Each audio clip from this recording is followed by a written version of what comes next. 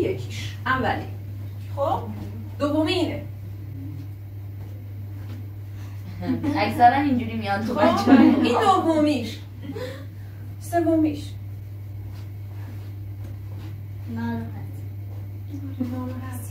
چهارمیش.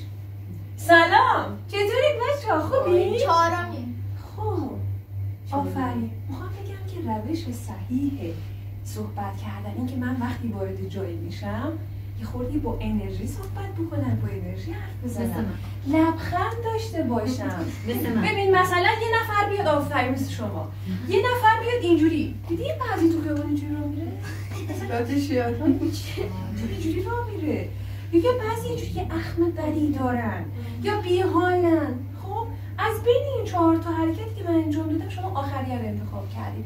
پس اگر میخوای همه شما رو دوست داشته باشن، بگن چه پسری، گل پسری، چه آقایی، چه جنتلمن، چه با شخصیت، پس همیشه اینجوری با لبخند، با انرژی، مؤدب. از همون اول باید